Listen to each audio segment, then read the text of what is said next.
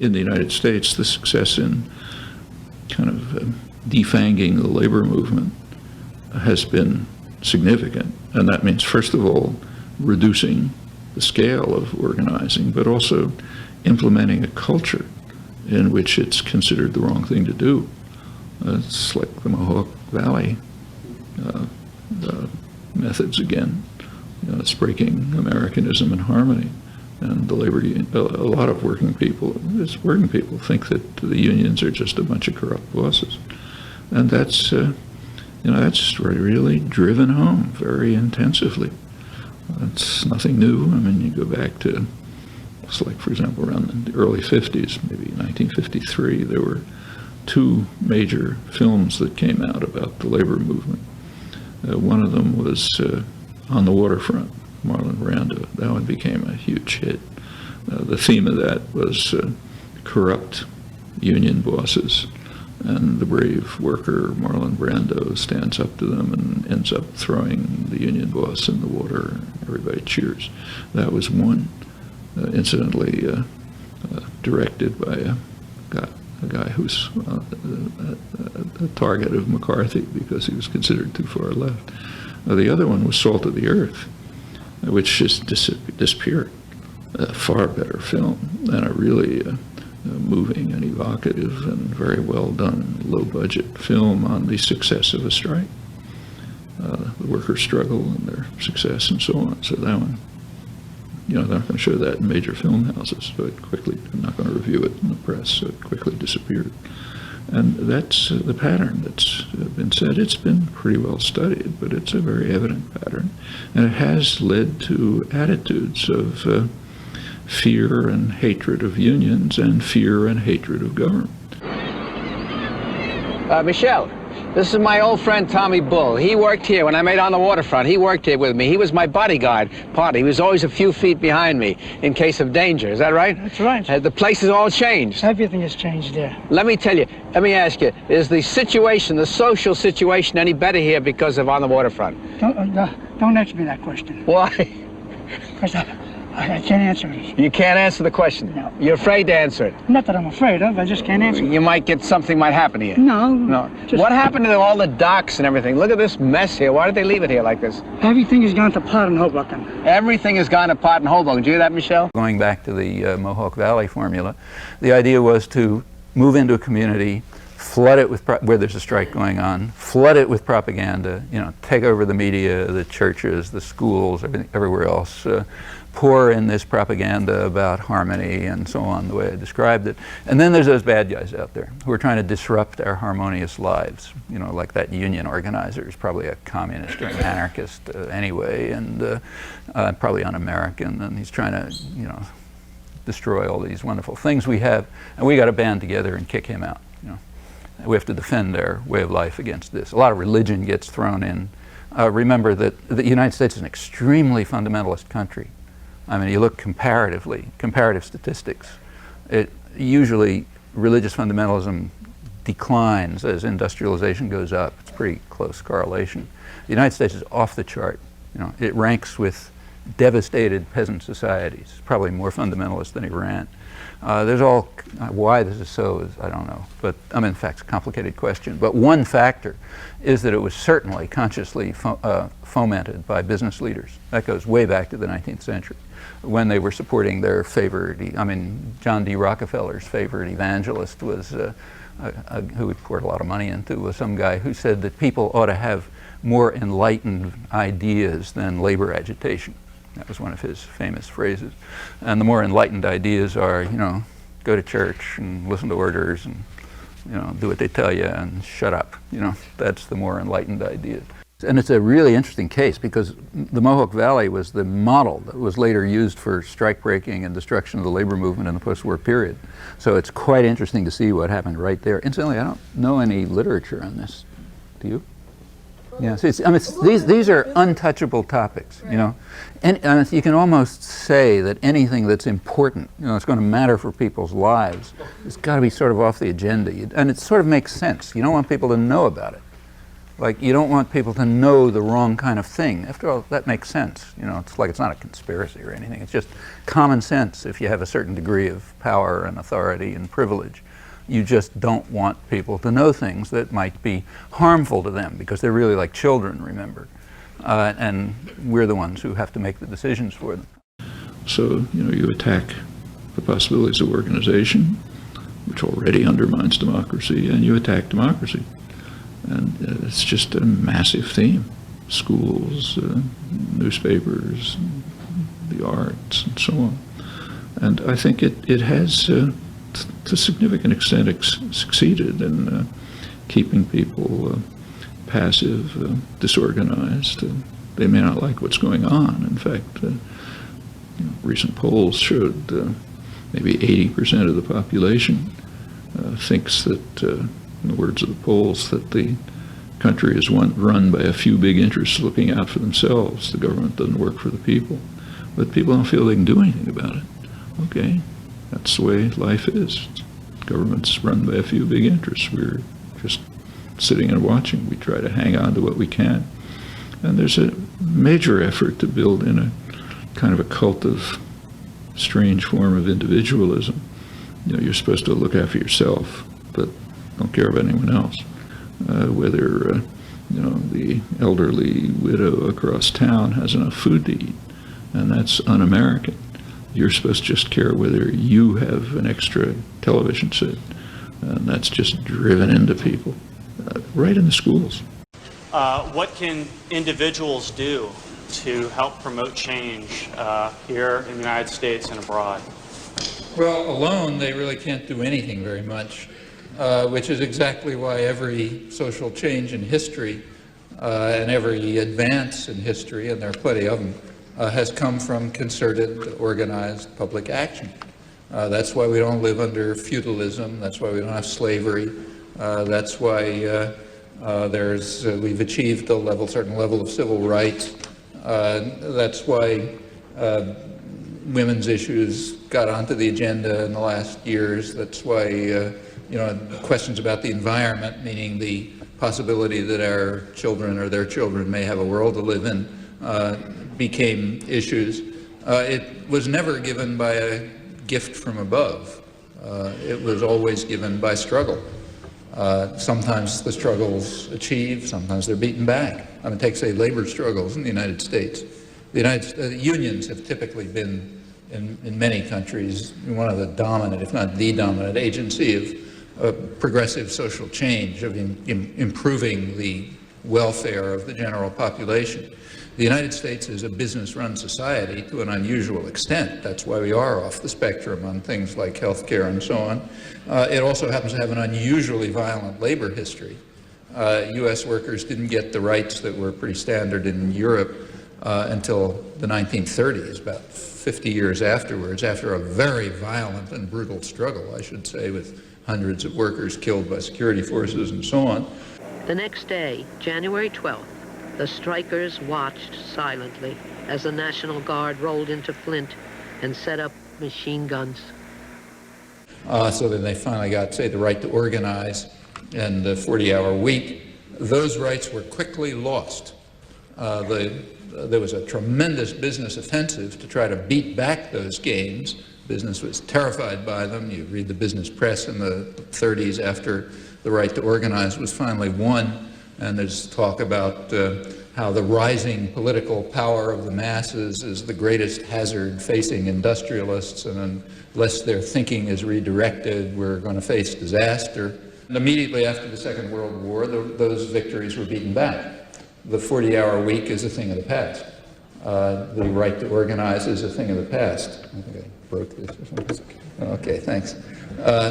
And unions are declining, and with them, one of the means by which people can participate in a meaningful way in changing their lives. The hysteria about the effort of working people through their organizations to enter the political arena shows you just how much is at stake. But it also answers your question. What you should do is exactly the kinds of things that are going to lead to hysteria among privileged and powerful people. And they indicate very clearly what those things are, and just follow the lead.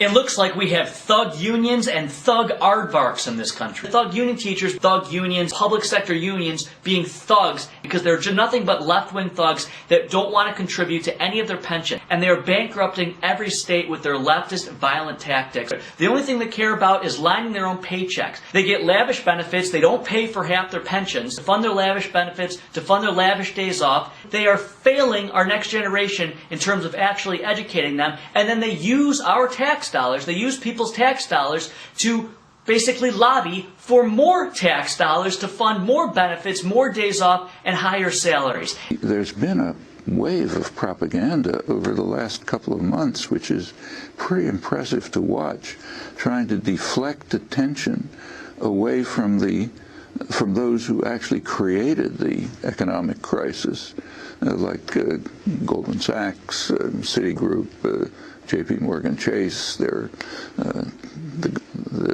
associates in the government, Federal Reserve, and others who let all this go on and helped it.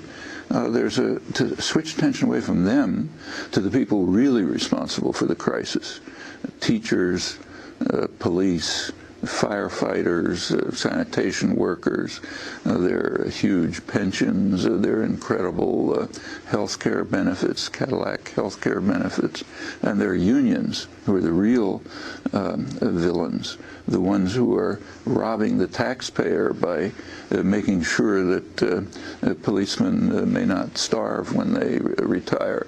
And this is pretty amazing, like right in the middle of the Madison affair, which is critical. The CEO of Goldman Sachs, Lloyd Blankfein, got a $12.5 million bonus, and his base pay was more than tripled. Well, why is the United States so far off the spectrum on these matters, as indeed it is? Kevelis's reference to the profit motive points in the right direction.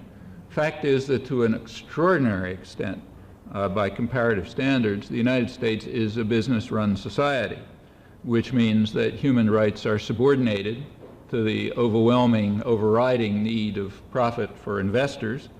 Decisions are placed in the hands of unaccountable private tyrannies, which means that even if formal democratic practices exist, as they do, they're of peripheral significance. The government, in fact, is, as John Dewey called it 50 or 60 years ago, the shadow cast by business over society, so that modifications in the shadow are not going to change the substance. These were truisms throughout most of American history, including American working class history, until quite recently, until the 1950s, in fact.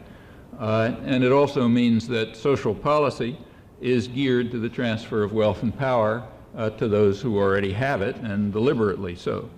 Now, in more democratic societies, by that I mean societies where democratic forms function more, there are countervailing forces that enable the public to enter the arena of policy and decision. That's only true to a very limited extent, a remarkably limited extent in the United States, despite quite impressive democratic forms. The country was founded on the principle that James Madison explained in the Constitutional Convention, that the primary role of government is to protect property from the majority, and so it remains to a remarkable extent. Well, one of the most effective democratizing forces has always been the labor movement, labor unions. The history on that is completely clear. In countries that have a strong labor movement, there is also a very strong tendency, very strong correlation with a real, live, functioning social contract that includes not only rights for working people, but for people who need help and protection, for the defenseless, for children, for women, for families, for people who need assistance generally, for the general public, in fact. And there's also a culture that goes along with it, a culture of solidarity and sympathy and mutual aid and support. In countries where unions are weak, like ours, we tend to find what's called tough love, as they call it these days, which means love for the privileged and tough for everybody else. We find what we might call, if we're honest, the really existing doctrine of free markets. That means market discipline for the poor and the defenseless, but plenty of protection and subsidy for those who really need it, the rich and the powerful. We find different psychological and cultural values, the ones that in fact were denounced by Adam Smith, whose motives were very much like those of the labor movement that developed later, and very much opposed to those of the people who distort his message and shamelessly use his name. We tend to find what he called the vile maxim of the masters of mankind: all for ourselves and nothing for anyone else. But in a country where democratic forms don't function, that's basically irrelevant. And they don't function in large part because we don't have a civil society with organized elements, unions being the central one, as they have been historically, that can be a countervailing force. And that's historically been the case. Here as elsewhere, unions have been a leading force, probably the leading force for democracy and human rights. That's true here as well. That's exactly why such enormous efforts have been undertaken in the United States in a really relentless and very self-conscious class war to undermine and destroy them. It's been going on for a long time. In 1990, every year the ILO, the International Labor Organization, comes out with a World Labor Report. The 1995 edition came out a couple of months ago. It shows that the United States has the worst record in the Western Hemisphere and in Europe in adhering to and guaranteeing international conventions dealing with labor rights and workers' rights. Actually, I'm exaggerating a little. El Salvador and Lithuania are a shade worse, so we're actually third worst in Europe and the Western Hemisphere. The United States does not even recognize standard conventions on child labor or on the right to organize. Over the past dozen years, U.S. industry has conducted one of the most successful anti-union wars ever, with a chilling effect. The purpose, they're very clear about the purpose. They say management's basic goal was to undermine the rights that were guaranteed by the 1935 Wagner Act, which brought the United States into the civilized world briefly. They were very quickly undermined. If there's time, I'll come back to that. Even more significant than the numbers is the perception of risk among workers who think they'll be fired in an organizing campaign. And that's true. Any union organizer can tell you that. If the chances are that the employers will be able to simply fire people who exercise their legal rights with government protection, the risk of even entering into an organizing campaign, which is not small, there's plenty of sacrifices involved, as you know and you just saw. Well, this illegal destruction of unions, Business Week points out still, is a major factor in lowering wages and in increasing the gap between the rich and the poor in the United States to Depression-era levels. It's reduced pension and health protection. That's one of the reasons why you hear the comment that I began with. And it's contributed to a 125-fold explosion in unlawful discharge suits. Why? Because the union protections that are guaranteed by law are gone. Similarly, safety regulations lapsed thanks to state-employer cooperation in crime.